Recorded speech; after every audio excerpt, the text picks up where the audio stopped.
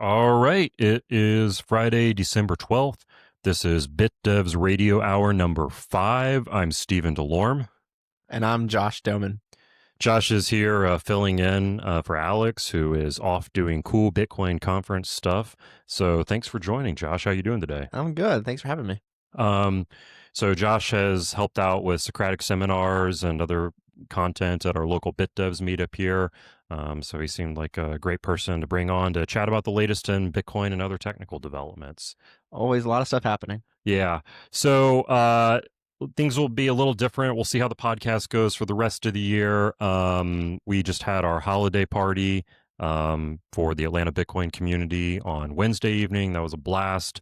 A lot of people doing karaoke, holiday bake-off.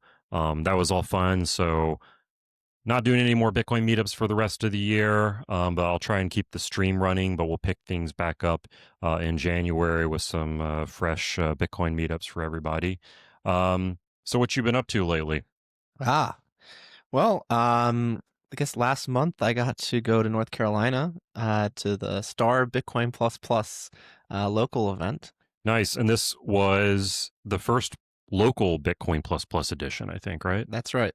How was it? It was great. It was a great turnout. A lot of local builders, a whole range of different types of projects people presented, mining, some consensus related stuff related to covenants. I got to present my project, Confidential Script, which we can talk about. But overall, I thought it was a great conference, and they did a great job. Awesome. I know Bitcoin Plus Plus tends to have a focus for most of the events. Did this one have any particular focus? No, as a local conference, it was primarily geared around what people were building. But it turned out to kind of have two focuses. One was related to mining, mining hardware, mining pools, etc. And then one was related to covenants. So that was kind of how it turned out, but that was not the ostensible purpose of the conference. Yeah, that's the just the interests of the local community and the kinds of stuff people are working on up there. Correct. Yeah. Oh, that's great. So what was your favorite talk there? Oh, there was a great talk about what's the project called? It's the UTXO price Oh yeah. index. UTX Oracle, I think. UTX Oracle. That's right. Let's see if I can find it. UTX Oracle. Um, the creator, I forgot his name. Basically went very in depth in how he built UTX Oracle, essentially using heuristics and probabilistic interpretations of Bitcoin data. I think primarily looking at things like what is the median transaction size and assuming that's $100. Mm-hmm. I think it's a little more complicated than that, but then using that to then get an estimate of what the Bitcoin price is over time purely using UTXO data. Yeah. And it was a great talk. People really enjoyed it. It was really interesting. And it'll be fun to see how the project evolves. Yeah, I've seen him speak at conferences before. It is a really fascinating project. For anyone who's only listening to this, we have a image pulled up on screen that shows this kind of heat map that's comparing like different like Satoshi values of particular UTXOs versus like estimated dollar amounts, I think is what it's saying. And so you're looking in these kind of heat graphs for these areas where there's these like warm areas where there's these very clear correlations of a lot in this particular amount. And I guess my understanding of it was that you can assume that, okay, if people are transacting in things like even amounts like $10, $100, $1,000, $50 maybe, if you have these even amounts of money that people are using, then you will see that represented by specific amounts appearing in the UTXO set. Correct. And I think part of the intuition is that a lot of these UTXOs are being created from exchanges, people withdrawing, and people tend to withdraw in whole dollar amounts. And so it's pretty cool. It seems to be fairly accurate, at least according to the current website. It's predicting a price of $90,000 per Bitcoin. It's eerie how accurate it is. Yeah. I haven't looked into too much, but he swears that he's not pulling in any actual Yeah. price data, and that's actually what the Oracle Yeah. is implying. I mean, and I believe it. I am skeptical about the project personally for the long term. And I think I've expressed this to him at a conference. And so I think we are in agreement about this. But what could break this project long term is, I think if Bitcoin actually gets like mainstream wide adoption and Oh, 100%. hypothetically becomes a primary form of payment. Because if you think about, like, you go out and like you buy a sandwich, and in some areas of Atlanta the tax is going to be 6%, and other places it's going to be 7-8% sales tax for the same $10 sandwich. And so when you have people transacting it all the time, you're going to have these like highly variable amounts. But then in our current day, you have these situations where it's like, well, somebody's running a conference and the conference tickets cost $200, and it's like flat even, and you have like over the course of 2 weeks, you just have people constantly buying tickets to that conference for this flat $200 amounts. And you then can like figure out, well, this is probably what $200 is represented in Bitcoin, Right. over the course of 2 weeks. Yeah, I mean, one of the things he talked about was how inscriptions and the whole ordinal craze really screw up UTX Oracle for some time, at least until he figured out how to essentially remove all of those transactions from his equations. And the reason, obviously, being is that people were buying these inscriptions with Bitcoin in different denominations. I think that, to your point, in the long run, I wonder to what extent this project is dependent on exchanges being a thing. As long as people are buying Bitcoin in dollars on an exchange and then withdrawing Bitcoin from exchanges, and that being the predominant form of transaction activity. Yeah. I wonder what will happen when, if Bitcoin fully matures and people aren't doing that anymore. Instead, they're getting Bitcoin through their job, or or through trading locally, etc. Exactly. It'll be chaos after that. But I'm still a fan of the project. It's super fascinating. Just the fact that the data is kind of there on chain in your node. I'm a super big fan of all this like on chain data analysis stuff. So Yeah, no, I agree. everything going okay with your microphone over Can there? we make sure it's working? Can you show it to me? Yeah, it should be good. Yeah, as long as you get that orange light on, you should be good. Cool. Let me just double check. Think everything looks like it's going good on the stream. Looks like everything is being cast to Twitter and YouTube smoothly, so we'll proceed. Maybe that was actually you mentioned inscriptions, and that might have been a good segue. So, but I want to hit on your talk a little bit first before we move on to something else. Sure. So my talk actually just hit online yesterday or 2 days ago. So if you go to the Bitcoin Plus Plus Twitter page, you'll be able to like watch my talk, recorded talk.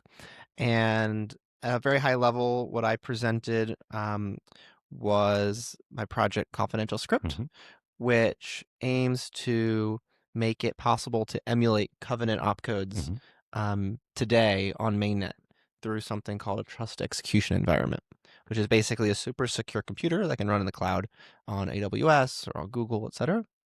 And the idea is to let people start experimenting and actually investing resources into things like Shield CSV or L2s or vaults, etc., that use these opcodes and help build a case for them, versus just arguing about it on the internet. So I can talk about the project a little more detail, but that's what I presented. Yeah, very cool. And for anybody who's kind of not familiar with what he's talking about, like arguing about shielded CSV or covenants or anything like that, it's like there are, for user experience, things that we might want to change at the Bitcoin protocol level. I say might want to because everyone has their own opinion about these things. And this, opinion building, this building rough consensus around protocol changes is very difficult. And it's sometimes a chicken and an egg problem. It's like, if Josh were to say, bring me a protocol upgrade, and I said, well, I have these concerns about it, And also who actually wants this? Does this thing actually have real users? It's like, well, it's very difficult to get real users if people have concerns about it, and we're still debating about it. So you do kind of get this chicken and egg problem where it's difficult to prove that people want something without merging it in first, but it's like you don't want to merge it in out of an abundance of caution because it's Bitcoin and it's this highly valuable asset. May I add something? Yeah, please. Not only is it hard to prove people want it, it's hard to justify investing resources into building systems that depend upon it, right? If you are a big company, or if you're a startup even, you are less likely to build a system that could be run immediately if it got adopted, if there's no way for you to be able to actually realize a return on your investment unless everyone else agrees to let it get into Bitcoin. Yeah. And so this governance problem, frankly, it's bigger than just covenants. It's fundamentally about how do we govern Bitcoin? How does Bitcoin adopt consensus changes moving forward? What does that process look like? I want to emphasize that like this project is not revolutionary in any certain way. The idea of emulating proposals and TEs has been talked about for many, many years. What I'm trying to do is build something that's usable today that people can actually play around with. I have a Rust library that's independent of the TE that just allows you to convert script path spends, not to get too technical, but to be able to easily take any type of Bitcoin script evaluation software and be able to apply it to inside TE. And so my goal is for this to be a way to kind of diffuse some of the tension around these contentious debates, because if people can start using these opcodes today through very secure enclave environments, it could take a little bit of the pressure off maybe core devs who have to currently put up with a lot of people fighting over trying to get things merged in. It makes it less risky for them to do so, and it can make it easier for people to justify investing into the kind of the system that people have been dreaming about. So yeah, and that's a good point about investing because I think it can be very challenging to make a startup around a protocol upgrade. And maybe some would argue we don't want that, but it's like you want if you want good software, you got to pay people to do it. And one kind of route is the like kind of traditional nonprofit funding open source devs route. Another route is like businesses actually get involved in open source and writing code that improves Bitcoin and its surrounding protocols. But it's a little challenging to do that if you're going to say make a startup around some kind of proposed protocol upgrade and kind of hitch your wagon to that and hope it gets merged. Like it might work, it might not work, and no one's gonna invest the resources in the first place because it wouldn't be logical. Yeah, well, I've seen it happen before, but well, okay, fair enough. Yeah. So yeah. Well, awesome. Anything else you want to comment on about with a confidential script? No, I was able to do a live demo in North Carolina. Oh yeah. I have a working version, very, very alpha right now though. I'm working on getting it to a point though where I can properly release it and people can start using it. What did you launch in the TE in your live demo? Oh, it was just a dummy script. It didn't do anything. Oh, okay. Yeah, it was nothing fancy. But it works with CTV and CAT and CSFS right now. And is anybody building anything with it yet? Like, has somebody started implementing anything? I would hope that they weren't implementing anything with it right now because it's not yet quite. Got it. Quite ready for that. Okay. At least I would be comfortable. Got it. Yeah. I want to make sure it's more polished. This is alpha. Do not use unless for experimentation. Exactly. Yeah. Got it. Yeah. Cool. Yeah. Don't do this at home, kids. Cool. Well, that might be. I'm gonna zip back to where we were before to kind of do a fake segue here. So we were just talking about inscriptions a second ago and how that kind of messed with the UTX Oracle thing. And there's been a post, well, there's been I guess you would call it a Bitcoin improvement proposal. There's been a piece of text that's been causing a little bit of drama and debate on Twitter lately, and you knew exactly which one I was talking about, so you just went ahead and opened it. For anyone who's just listening, we have a mailing list post here for the CAT BIP draft discussion. I'll go ahead and make a clarification. If you've been coming to Atlanta BitDevs meetups for a while, you've probably heard us throwing out the term CAT, like I think Josh just mentioned the word CAT. Usually when we say that, we're talking about something different. We're usually talking about OpCat, which is a completely separate opcode and protocol change discussion. But there's this new BIP that is titled the CAT. Do you know why it's called CAT? I was a little unclear on that. I was hoping you would know. I have no idea. I'm reading it now. Oh, wait, you know what it is? It might be because some people... Oh, cat and mouse. I was about to say cat and mouse. That's what they say right here. Because some people say that fighting arbitrary data on Bitcoin is a cat and mouse game. And that's why they're suggesting that we be the cat. We be the cat. I see. I see. Interesting. Well, yeah, I don't know how much time we want to spend on this proposal. I just want to, I mean, I think it's worth highlighting just at a high level for people, because when, you know, it's observing this, if you're not steeped in the technical discussion, it can be, you know, a little confusing what people are debating about. I mean, basically this BIP draft here is proposing that we make non-monetary, what they call non-monetary UTXOs unspendable. So we'll break that down. Basically what they mean is that on the Bitcoin ledger, we have these, you know, units of Bitcoin, discrete units of Bitcoin. These are coins. You know, you'll hear them called UTXO by the developers. You know, some people have tried to attach meta protocol data to these coins, inscriptions, stamps, things like that.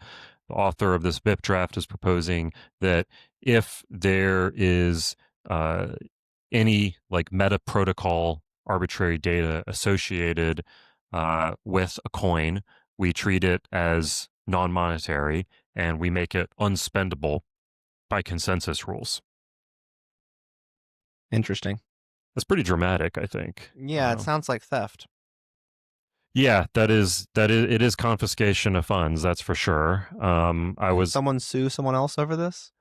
That's a good question. If Bitcoin core developers merged a pull request that made certain coins unspendable by their owners, would they get taken to court over it? I mean, anyone can sue anyone. It's a matter whether or not the court considers it a valid suit. Yeah, exactly. But it seems that's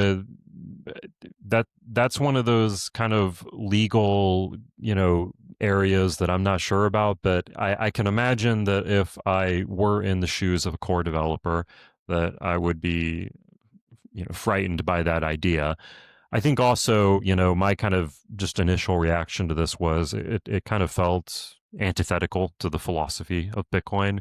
I mean, the whole reason many people got into this was for this idea of this censorship resistant money, this money that people couldn't take from you. And it seems like, well, if we can just kind of decide, oh, we're going to confiscate these funds, make them unspendable, that kind of goes against the ethos of Bitcoin to me. On a technical level, what I find interesting about this proposal, just reading it now, is it proposes literally enshrining software outside of Bitcoin Core, like ORD, into Bitcoin Core, which is obviously written in a different language and is not architected for such a thing. And it's just an interesting concept of someone building some software and then that software then being enshrined into the protocol when it wasn't intended to be. Yeah, I mean, well, didn't we have a debate like this early in Bitcoin? Not a debate, but like wasn't there an issue with a database upgrade, I think, in Bitcoin's early history, where you know, because of the way this particular database handled stuff, it was effectively part of consensus. No, you're absolutely right. It broke consensus because they updated the database and it accidentally broke something.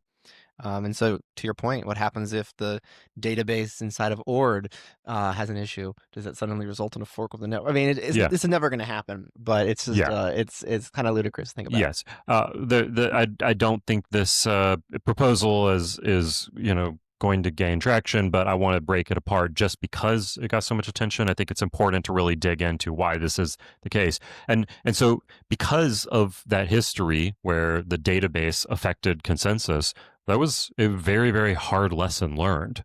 And as a result, the dev community, I think, is much more cautious about these things, about the idea of making external software packages dependent. Okay. I'm actually incorrect. I'm reading it more closely now. Uh-huh. In the actual proposal, node operators do not need to run ORD. Instead, they receive a blob with all of the UTXOs to be confiscated, and that set is derived using the ORD software. Yes. And so they don't actually have to run ORD in order to continue. Well, the individual node operator doesn't need to run ORD, but somebody has to run ORD. Somebody has to run it. Yes, that's true. And for anyone who's unfamiliar, ORD is the piece of software that it's used to create inscriptions, basically. And runes. Yeah. Yeah, runes too. And so, yeah, I mean, this seems like an interesting problem, because if I'm a node runner, I have to depend on, when I'm downloading the blockchain and I'm checking transactions if they're valid, I have to actually ask an ORD node in order to tell me if these transactions are valid or not. So in other words, we would be taking part of, like, consensus, checking if a transaction is good or not, and relying on a third-party piece of software. And it might not even be one that I'm running myself. It could just be from, like, somebody else's ORD that I'm pointing to. I mean, it seems risky. Like, what if, like, let's game out what could go wrong with that scenario. I mean, for one, if everybody's just trusting the same piece of, the same ORD server, that would be a centralization concern. Yeah, what I'm not sure is if this is a one-time confiscation or a continuous confiscation. Is it a single blob that you just incorporate into core, or are you constantly doing this indefinitely? I'm not quite sure, to be honest with you. I mean, it will make a difference, though. If you have to constantly then refer to the current version of ORD, then it'd be hard to make that determination. I don't know. I mean, Yeah. I think that just like the frankly, I don't necessarily know if the technical concerns are as relevant to just the legal and ethical and practical concerns. I mean, it's the concept of confiscating anybody's coins is just not going to happen, and it would be very damaging to Bitcoin, even if you thought it would be helpful in the short run. It would open the door up to future confiscations for other reasons. If you could be shown to be able to confiscate coins that are of a small denomination that belong to NFTs, what's to stop the government people coming to you and saying, hey, you cannot run Bitcoin core software unless you are also going to freeze these UTXOs from some bad guys we don't like. Yeah. And that would fundamentally change the nature of Bitcoin in a way that I don't think anyone would like. So yeah, I certainly don't think anybody who works on Bitcoin full time and has dedicated large parts of their career to working on it has an appetite for adding confiscatory measures into Bitcoin. Correct. I mean, would also add, even the idea of dust itself is problematic, because what is dust today may not be dust tomorrow. If Bitcoin grows significantly, dust today might be worth something significant monetarily in 20, 30 years. Yeah. Who are you to say that you can't spend it? Yeah. Now, there's also a possibility of only freezing zero value outputs, which don't really exist today, but conceivably you could build a meta protocol that incorporates non-ephemeral zero value outputs. Maybe those are things that you'd be more comfortable with confiscating. but even that would open up a can of worms that I don't think people would want to deal with. Yeah. I think the last like little bit worth mentioning on this one, if you scroll down, I think it was Greg Maxwell who posted Oh yeah, because some the author cited Greg Maxwell in the original post, yes. and then Greg Maxwell says that you understood my message, that you've quoted, basically referring to the fact that back when he wrote that message in 2013, the average block was not full, and so it seemed pertinent to try to prevent people from abusing Bitcoin to store a bunch of data in those empty blocks.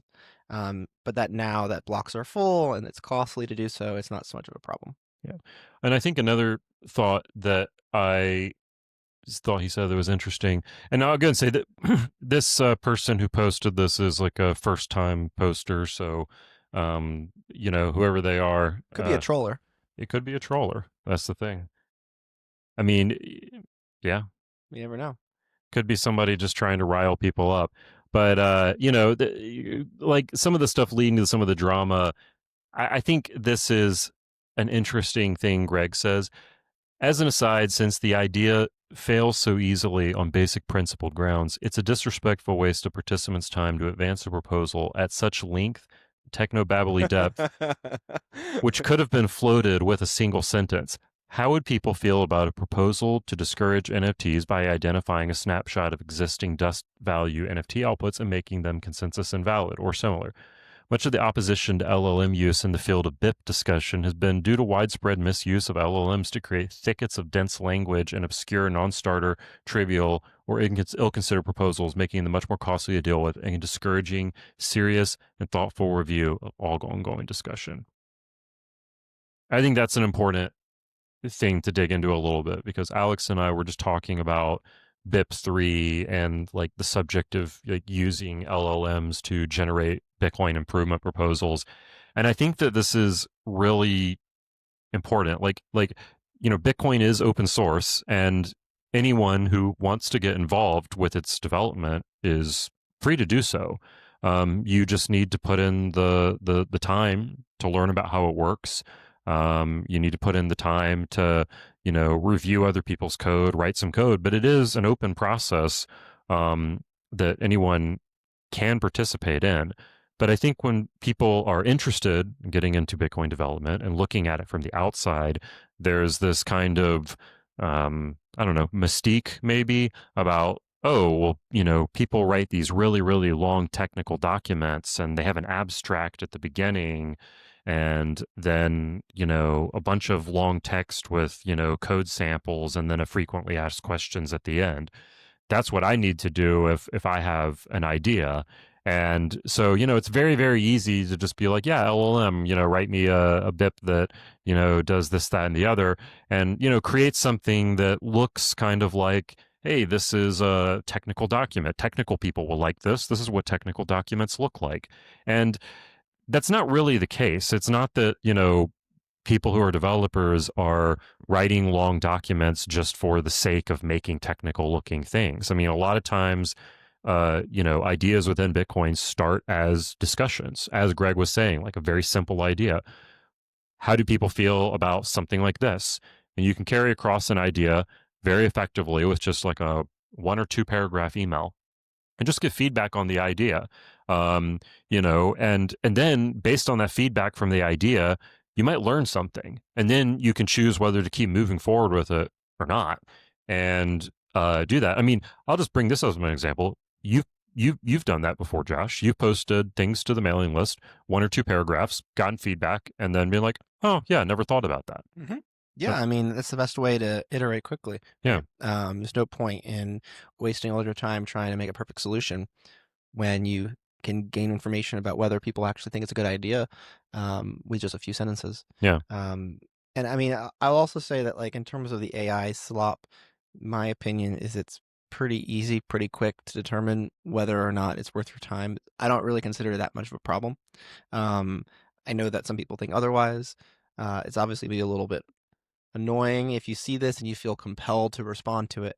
But at the end of the day, it's just data. It's just ones and zeros on a page. Sure. No one's under any obligation to respond to anything anyone posts on the mailing list or anywhere else. Yeah. And a non-response can be just as indicative as a response itself. Yeah. And so, frankly, I wouldn't be surprised at all if this was somebody actually trolling, who takes the opposite position, who thinks that the Knots folks are not of sound mind when it comes to Bitcoin protocol development in their and so I'm going to show that by creating the most rigorous but also ludicrous proposal possible, and create a fake name and blast it on the internet, and start a big debate over it. So I think someone even suggested that Ryan Dell was behind it. I don't know if that's true. I saw someone say that on Twitter. So who knows what the truth is? Yeah. But I think that anybody would agree that confiscation is a non-starter in Bitcoin. I don't think we should spend any more time on this subject. Yeah. Yeah. Well, that sounds good to me. We can move on. And I thought it would be good to dig into that, but I think we've pretty much covered it as best as we can. Okay. How are we doing on time? Well, we got probably got till about 4:15 or so. So we can touch on quantum. We can touch on consensus cleanup, script restoration. What do we want to do? Let's see. Why don't we talk about the quantum? Okay. Great. You specifically mentioned that one to me. Yeah, well, I know this is a subject a lot of people are interested in. There's been a lot of talk about quantum-related threats to Bitcoin for some time now. Most recently, I think Nick Carter had a couple pieces or a series of pieces, which are still coming out on Twitter, where he's taking the position that quantum computing is a real threat to Bitcoin. It's much more imminent than people think, and we need to have a solution right now, and he's very concerned about it. There are a number of people in the Bitcoin space, developers, who are taking a very principled, technical and academic approach to this problem. I don't think that anybody within like the Bitcoin development space takes the perspective that Bitcoin is going to get broken in a year or two. But a lot of people do think it's worth thinking about how we would solve this problem 5, 6, 7 years down the road, and what the proper best solution would look like. And so some work that happened in the spring that you may recall was the BIP 360 proposal, and where people are proposing a new type of taproot address that is quantum resistant. Paid a quantum resistant script hash. Yes. And also talking about different types of post-quantum signature proposals. And so this post on the mailing list by two folks from Blockstream was an analysis pretty in-depth about the post-quantum signature algorithms that may be available for Bitcoin in the future. Their focus is on hash-based schemes. So hash-based signature schemes are considered to be the most well understood and secure post-quantum schemes available today, because the assumptions are no different than the assumptions that underpin Bitcoin hashing for mining, etc. And so what these guys wrote about was Sphinx, which is the standard hash-based post-quantum signatures, and how they can maybe reduce the signature size from 8 kilobytes, which is enormous. 8 kilobytes is comparison to 64 bytes today for normal Bitcoin signatures. But how they can maybe reduce that signature size from 8 kilobytes to something closer to 3 or 4 kilobytes by tweaking some of the parameters from the existing usage. But what did you say the signature size was today? 64. So if you were to do a Schnorr signature, your signature size is going to be 64 bytes. 64 bytes. Yes. It's pretty small. Yes. And so with all these post-quantum signatures, they get a lot bigger. Yeah. But with Sphinx, for example, the standard signature size is 8,000 bytes. That's or 8,000, 8 kilobytes. So we're talking about like 2 orders of magnitude bigger. And there's some concerns obviously about that in terms of like, hey, what does that mean for how many transactions we can do on the Bitcoin network? What the cost of those transactions? What does that mean for validation cost? Are these signatures, they might be 100 times bigger, but are they 100 times more expensive to validate? And what can we do in order to reduce the verification time, et cetera? And then there's some interesting other work people are thinking about related to making signatures stateful. So one of the things they talk about in this paper, which generated a good amount of discussion on the mailing list, but then also in a delving post, they talk about stateful post-quantum signatures. So one of the ways that you can reduce the signature size from 4,000 or 8,000 bytes to something like 300 bytes is by making those signatures stateful. Um, in contrast, Bitcoin signatures today are stateless. You don't need to know anything about the prior signatures that you've made in order to make a signature. Well, it turns out you can save a lot of space if you do know about the prior signatures that you made. And so what they propose in this delving post is the idea of essentially having two spending paths in the Bitcoin wallet. One for, let's say, your hardware device is going to remember all the signatures that you've made. And if you don't have to reset your hardware device, you're going to be able to make much cheaper signatures. Yeah. But then if you have to replace your hardware device, you'll need to use the backup path, which will be a little bit more expensive. But that could provide a middle ground where you're able to get the benefits of having state, where with still having the fallback of having a stateless option. Does that make sense? Yeah, and I'm looking at what you have on screen here. The delving post is 324 byte stateful post quantum signatures. So that's a huge. That's like a huge It's order of magnitude. Yeah. I mean, it makes it viable essentially. Yeah. It's still more than the 64 byte one we have today, but it's way better than 8 kilobytes. And it's like, it's not every single day that you're replacing your hardware wallet or even replacing a hot wallet for that matter. So the idea of the statefulness makes sense. I mean, it seems like a plausible idea worth discussing. Yeah, no, this seems to be very plausible. Obviously, there's also the possibility of having a completely different algorithm that's not hash based.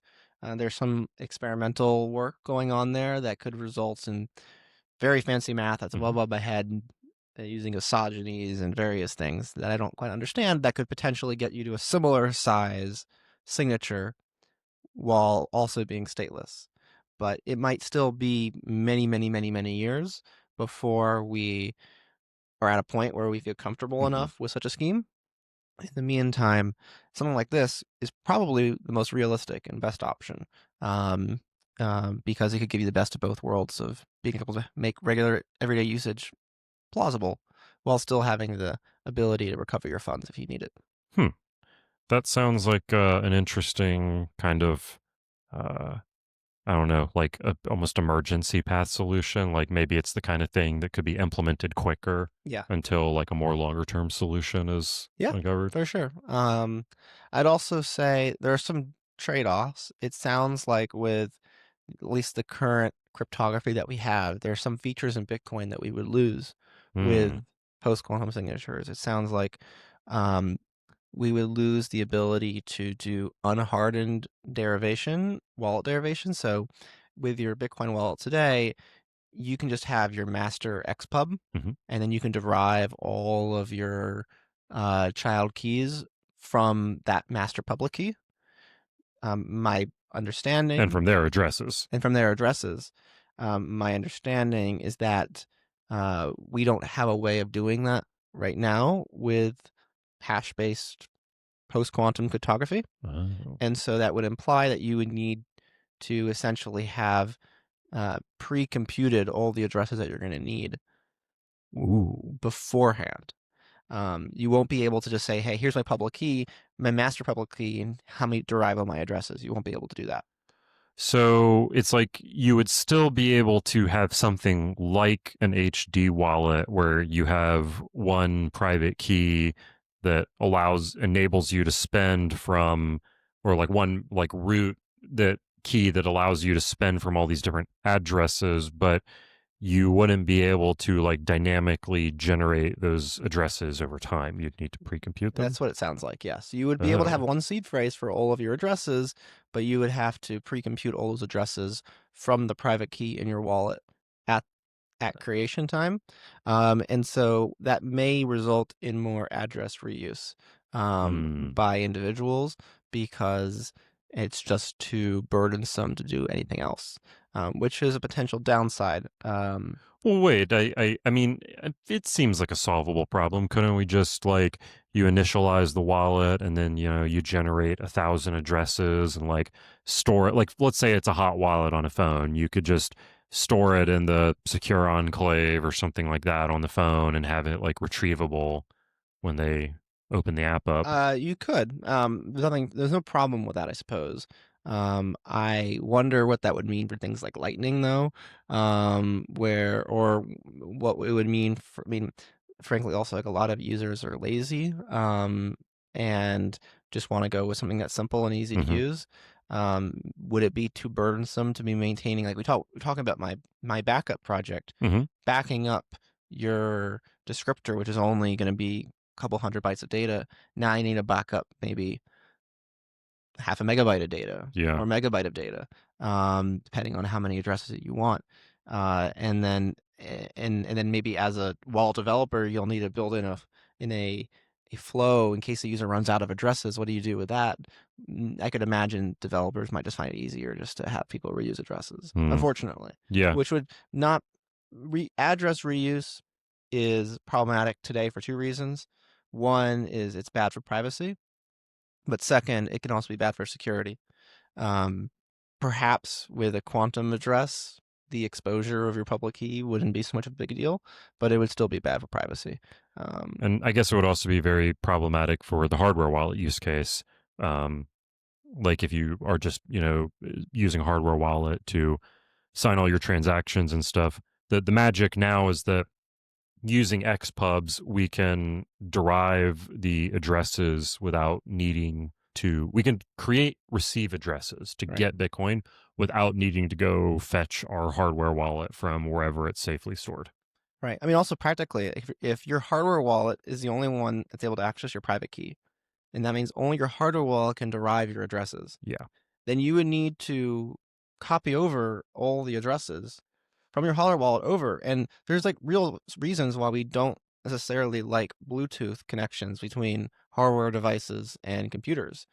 You want separation, and so that's the reason why people like the idea of air-gapped wallets, where it's all QR code based, etc. Well, under that security regime, you wouldn't be able to easily transfer over thousands of addresses. Yeah, like right now, the kind of security model of wallets is that, like, they're the hardware wallets at least are typically meant to only be able to send out things like signature data or things like that. Like it's like you can't just like, open some kind of like arbitrary connection to the wallet and send it any kind of arbitrary messages. It's supposed to, you send us some data, it gives you a signature back, and it's supposed to be very limited in terms of what it can do. Well, that's very exciting work on the Sphinx print. Thanks for breaking that down for us. Was there anything else on the quantum updates we should hit No, I don't before think we do so. some I don't live think so. call-ins? I think some people are queued up, actually. Yeah, we can do some live Let's call-ins. see what's up, see if anybody has any questions. Now, bear with me, We want to everyone. touch on the consensus cleanup briefly first, I or do. we have time for that? Yeah, we can do that. And while you hit that off, I'm going to see if I can fiddle with Riverside's interface and figure out Oh, about this. My actually first time doing the live call-in thing, so I all right, barely know great. what I'm doing. So, I was able to join the IRC chat these past 2 weeks, and one of the things that came up is Bit 54, which is the consensus cleanup software proposal that's being made.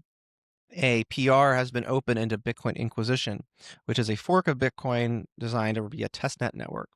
And currently, Bitcoin core devs are reviewing the PR. We can go over briefly what the PR does. Some of the changes are very technical in nature. One of them deals with something called the time warp attack, to basically prevent miners from speeding up the production of blocks.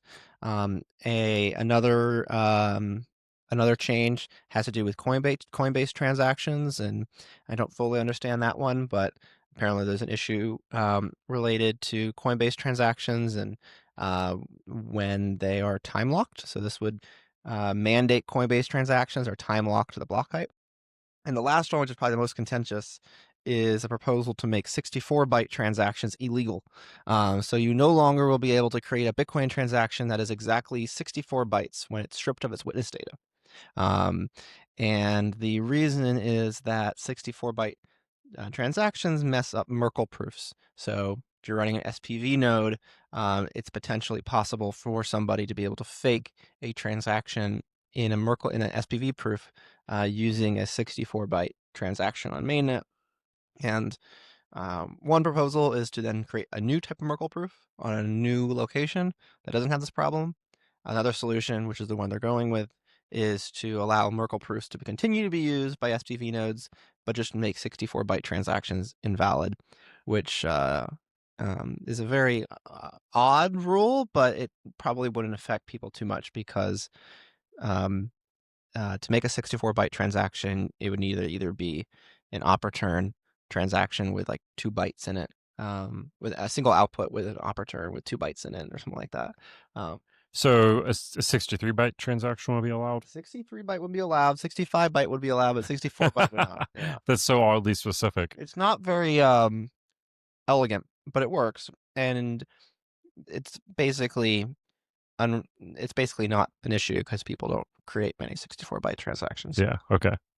Yeah, so it's one of those things that's like nobody does this in practice. Like there's not like a common type of useful transaction that anybody would actually do. But if somebody did, then it would be an attack vector. It could be you could use it as part of an attack vector. Correct. It would be an extremely difficult attack vector, but it is an attack vector. Yeah.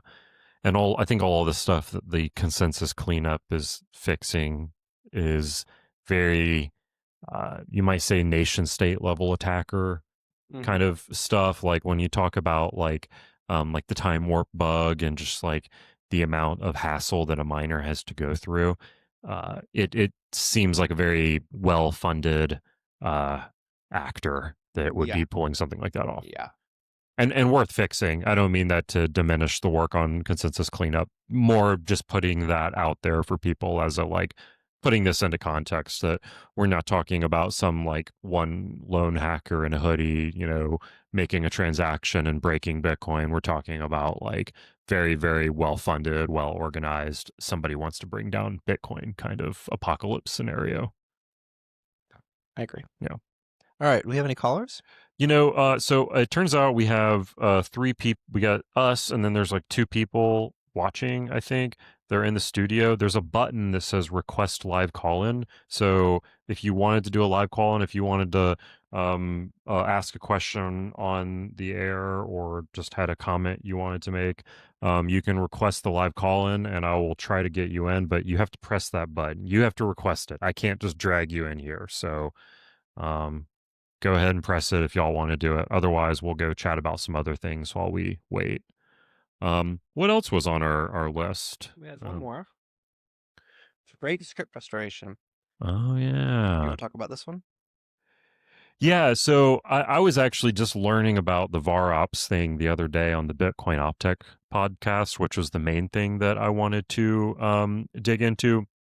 Now, I actually haven't been. I'll admit I haven't been following the great script restoration too closely, though I've heard it talked about at BitDevs meetups and stuff before. But this varops proposal that Julian is talking about on the mailing list, I thought was really interesting. So, like, there's currently this limit in Bitcoin called SIGOPS, and SIGOPS is supposed to be like a limit on the number of signature operations that you can do in a given transaction. And I think, a lot of times when people think about like limitations on Bitcoin Core, like what we can and can't do with it, or Bitcoin nodes more generally, we think of things like the block size, and like, okay, we want to keep the block size small enough so that everybody can run a node. But there's also other aspects to running a full node that's not just like how much does it take to store the blockchain in the UTXO set. There's also the download time and there's the validation time. So like every time you're checking a transaction with a Bitcoin node, you're basically trying to run run this little program to see if it outputs to true, to see if it succeeds. That's how you're validating every single transaction. And there's a computational cost to that. And, it's for most of the Bitcoin transactions we do, it's just something simple like I'm signing a transaction that, it's like this transaction could be spent by the person with this public key, and I'm just making a single signature. So it's a pretty simple one to validate. But, on a technical level, it's possible to construct Bitcoin transactions with some pretty fancy arrangements of opcodes that will do more sophisticated programs. And those can sometimes have an increased validation time. And so the concern is over, in a similar kind of manner as the consensus cleanup, the concern is the amount of time it takes to validate certain transactions. And, I think previously we were just concerned about signature operations, but the varops, idea is that like there's actually ways that you can string together opcodes in Bitcoin that have nothing to do with signatures. But if you string together the right collection of opcodes, you can make a transaction that's like super hard to validate. And so what this proposal is basically like, how do we like it's basically around just like limiting the number of like, operations you can do in general, and like assigning a budget to opcodes for how much you can do. And what Julian is posting about here on the list here is he actually has some software that you can download and kind of run some benchmarking tests on your machine. And the reason he's got the benchmarking test is because, Bitcoin nodes have could be run on a lot of different hardware. It could be run on some big, enterprise cloud server like we do at Voltage. Could be just somebody running it on a Raspberry Pi. Could be somebody trying to run it on some other device. It could be any random device, right? So he's trying to benchmark it to see what signature validation is like on different devices, so that he can get a good idea of it. And I'll kind of tie a bow on what I'm saying here is that I was listening to a podcast with Elon Musk, and where he was talking about like SpaceX like blowing up rockets and stuff. He was talking about how like they actually blow them up intentionally because they need to learn about the limits of them. Like we need to know like how much pressure will cause this device to blow up, because if you don't know the limits on something, like you're just kind of flying blind. And I liken that to kind of like what Julian is doing here. He wants you to run the benchmarking to test out these budgets so that we can stress test the limits of these far out budgets. Very good description. Thanks. I thought it was cool. I learned something new this week. We had a comment in the chat from Nintendo 9231889. When will sailors stop preventing privacy development? That's a good question. Oh, it's actually very interesting. MicroStrategy or strategy is very against actual usage of Bitcoin at the P2P layer, it seems like. They have made comments. I remember when was it Steak and Shake announced that they were accepting Lightning? Yeah. And they made comments explicitly that this is a terrible usage of Bitcoin, and that Bitcoin should not be used this way. They're trying to straddle a world where Bitcoin exists and it's very valuable, but it's not money, and the dollar continues to be used for everyday currency.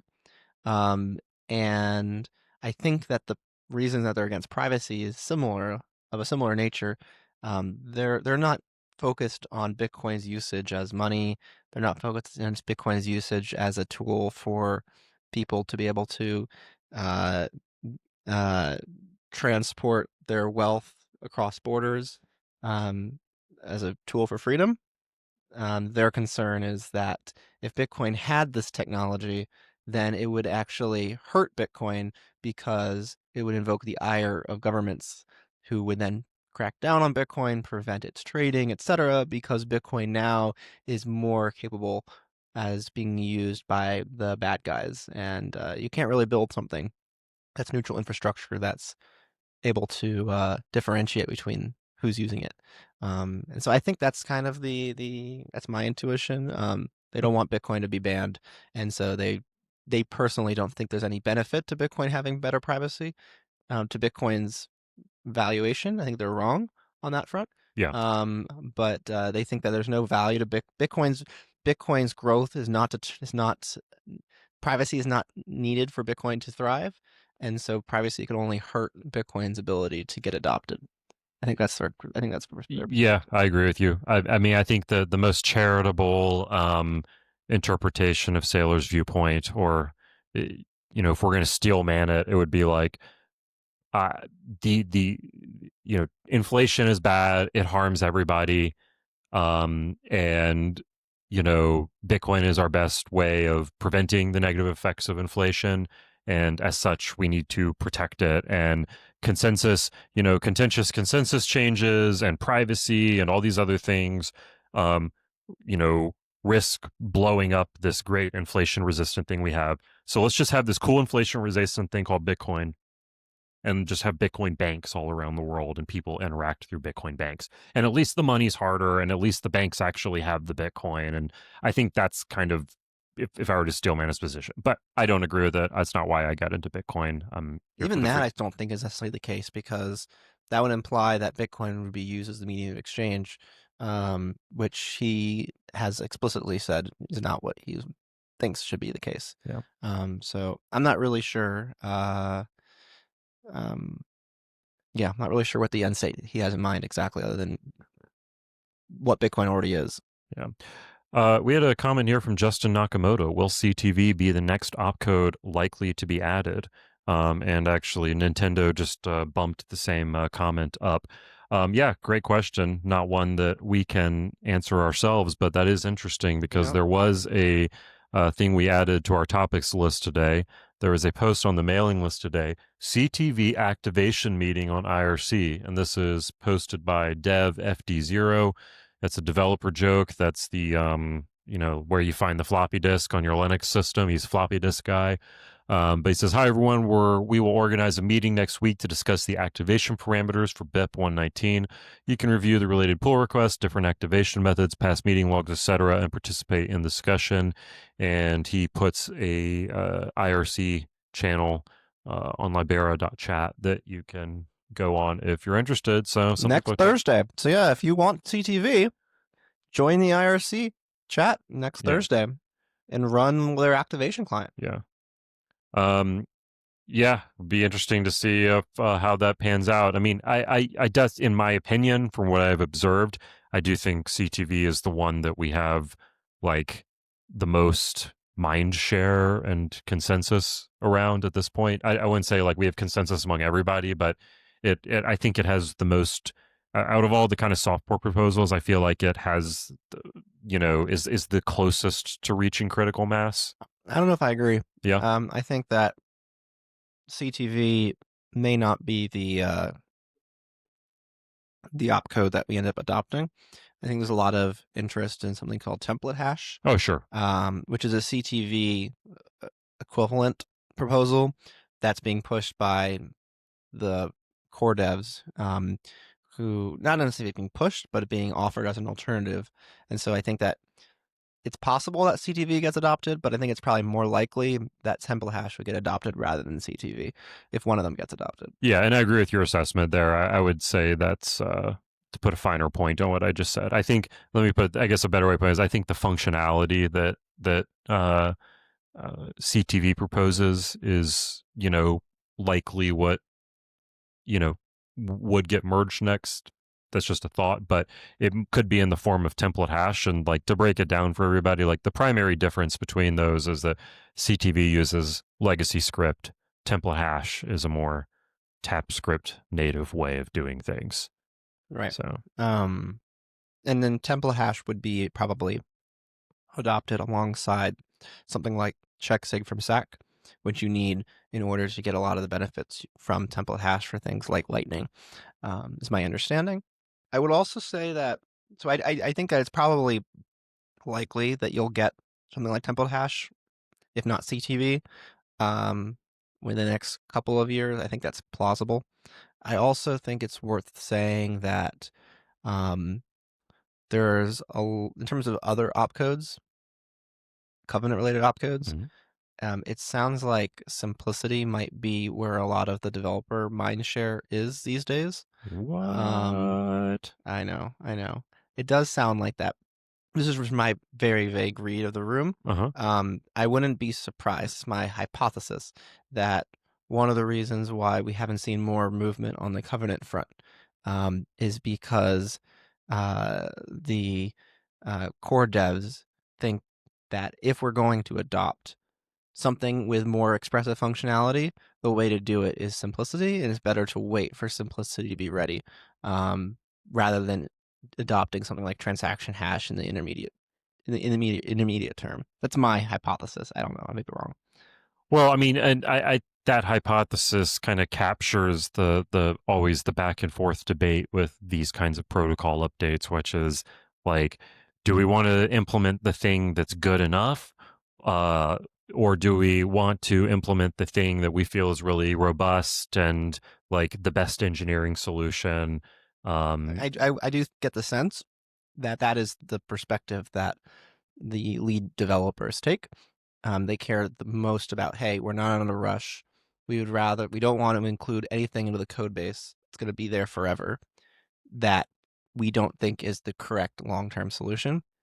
And so it's better to wait a few years to develop that best solution than to rush something that is not as elegant.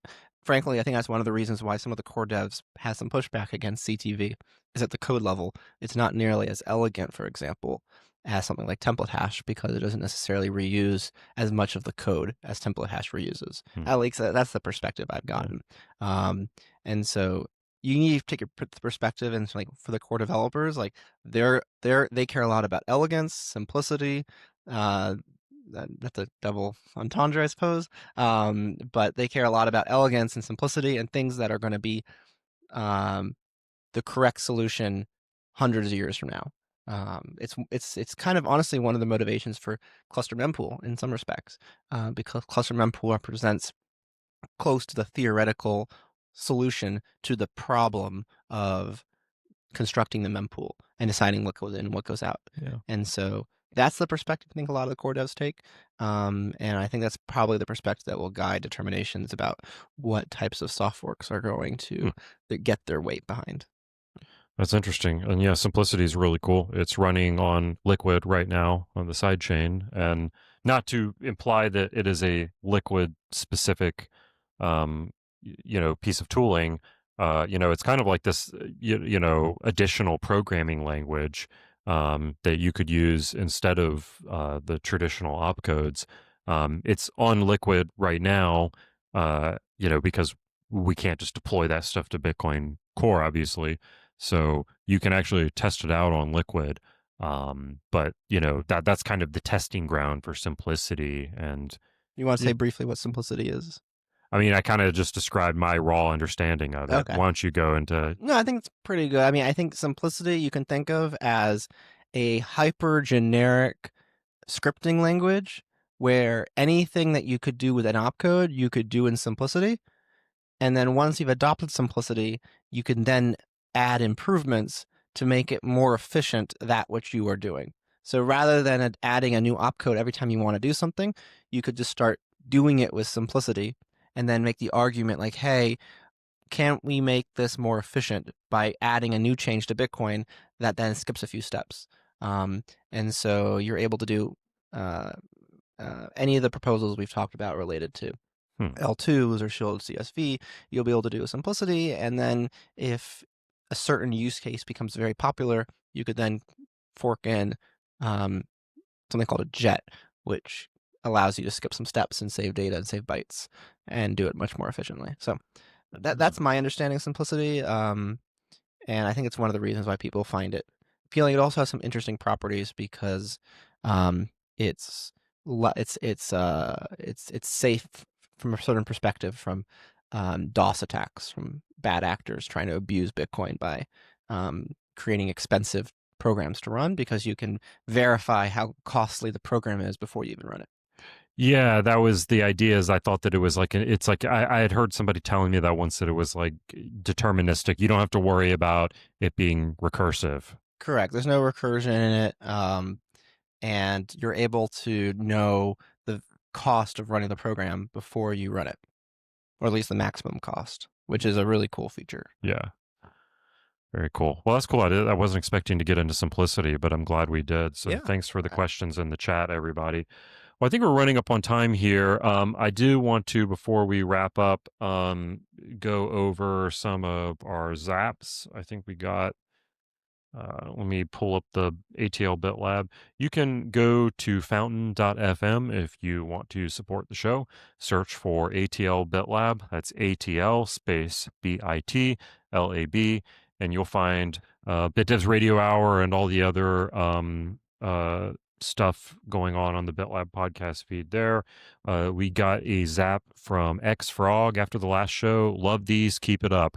Hey, thanks for the support, XFrog. And glad you're enjoying the show. XFrog is like the most renowned AV guy in all of Bitcoin. It's because we didn't have XFrog here that we had the stream cut out of us in the middle of episode 2 of this show. And because we didn't have XFrog, why the first recording of the presentation you did for us back in January got screwed up. XFrog fixes all your AV problems. Okay, cool. Well, anything else you want to mention before we wrap things up, Josh? No. Thank you for having me. Of course, thanks for joining. Enjoyed it. I hope that the audience enjoyed it too. Yeah, we'll include a link to Josh's talk from Bitcoin Plus Plus in the show notes, as well as links to some of the other stuff. Support us on fountain.fm if you like what we're doing. Share it with your friends and colleagues, and we might see you next Friday. We'll see how things go, but otherwise, we'll see you in the future. Catch you later.